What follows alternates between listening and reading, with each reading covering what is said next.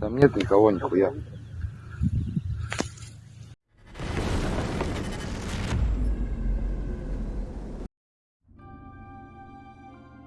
Guerrilla actions and sabotages are continuing in Russia. Russian partisans destroyed railroad shelves in Vladimir region, just east of Moscow. All railroad traffic is at a standstill, including trains carrying military armament.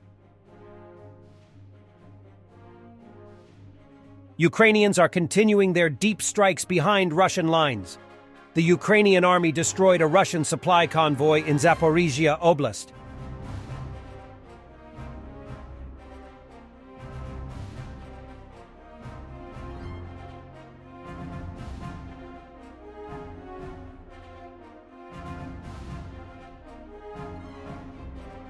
Ukrainian armed forces are preparing for an offensive in the Kherson direction. Representative of the National Guard, Urshalovich. На Херсонському напрямку сили оборони продовжується здійснюватися тиск на противника, ведеться активна розвідка та вогневе ураження на всю глибину оборони противника з метою підготовки районів та рубежів для наступальних дій.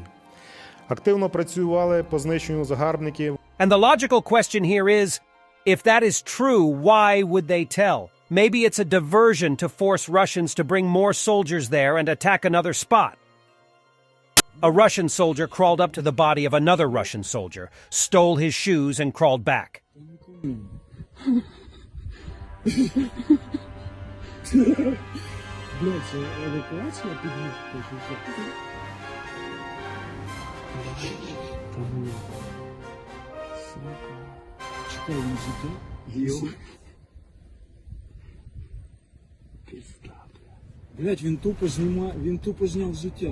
Ukrainian M2A2. Bradley IFV took a serious hit, reportedly from the main gun of a Russian T-72, still operating under its own power.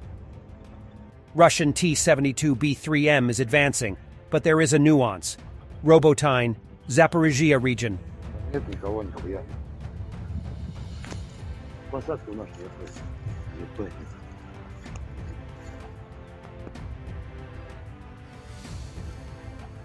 Слушай, надо залазить, глушить его. Куда нахуй залазить? Там пока идем, ебет. Там сейчас может. There are less convicts these days in Russia, and those who remain are not enthusiastic about going to the front lines. So now Russia thinks they could be replaced by migrants. Sources in Russia report mass raids on labor migrants. Reportedly, migrants from the following countries: Uzbekistan, Tajikistan, Kazakhstan, Kyrgyzstan, Turkmenistan, Armenia, Moldova, and Belarus are among the first candidates to get arrested on false criminal cases, both legal and illegal migrants.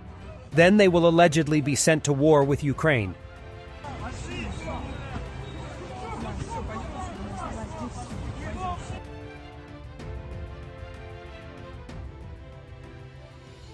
We have new details about the accident at the world's largest uranium enrichment facility in Ural, Russia. An explosion occurred at the Ural nuclear plant. One worker has died. Residents are asked not to panic. The accident happened at the Rosatom facility in Novorossk. A depressurization of a cylinder with depleted uranium hexafluoride occurred at the Ural electrochemical plant. It is the world's largest uranium enrichment facility. More than 100 workers were hospitalized. One died on the spot. Authorities are asking residents not to leave their homes or open windows. At the same time, the mayor urged to remain calm. Take care of your loved ones. Explain to your friends and relatives that there is no danger. The situation is under control. Doctors who are on the weekend or on vacation are asked to urgently come to the shift. Belarus authorities confirm that Wagnerites, at least some of them, are already in Belarus and are helping train local conscripts from territorial defense. Wagner PMC fighters are providing training for the Belarusian army in a camp near Osipovichi, the Belarusian Ministry of Defense said. The training takes place in the same camp 200 kilometers from the border with Ukraine. As previously reported, it is designed for 8,000 soldiers. На полигоне под Осиповичами сегодня развернуто несколько учебных мест. Наибольший интерес представляет тактическая стрельба и перемещение на поле боя. В роли обучаемых военнообязанные из подразделений территориальной обороны.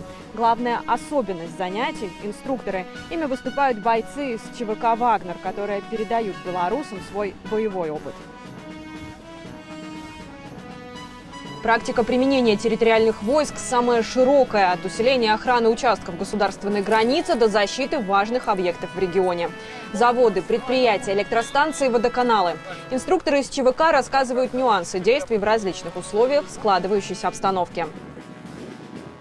Это очень интересно слушать. Конечно, они побывали в боевых действиях, и это, несомненно, очень полезный опыт для нашей белорусской армии, так как мы в военных действиях с окончания афганской войны не участвовали. В квалификации и подготовке вагнеровцев точно сомневаться не приходится. Занятия построены только на личном опыте и разборе реальных боевых ситуаций. Люди очень образованные, знают свое дело, знают толк в этом деле, могут многому нас научить. Это очень полезный инструмент. Этим эшелоном помощь будут оказывать мне. То есть мне же и будут оказывать помощь. Поэтому собирать его нужно соответствующе. Очень много нюансов тонких. Сразу видно, что люди боевые, там участвуют в действиях. Все-таки необходимо такие мероприятия проводить. И чем чаще, тем лучше. А мы замотивированы, предназначены, и готовы защищать Родину.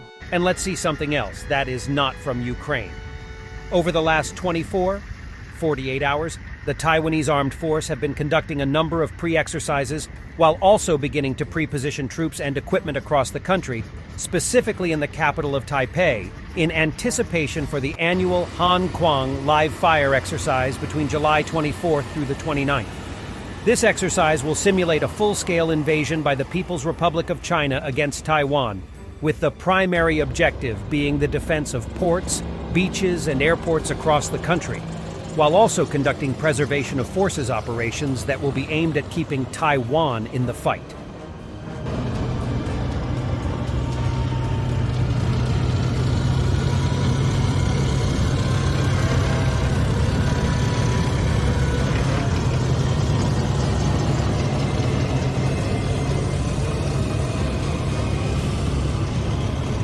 During these pre-positioning exercises, a CM-32 Clouded Leopard infantry fighting vehicle had suffered damage to the lens of its main gun after it collided with a street sign.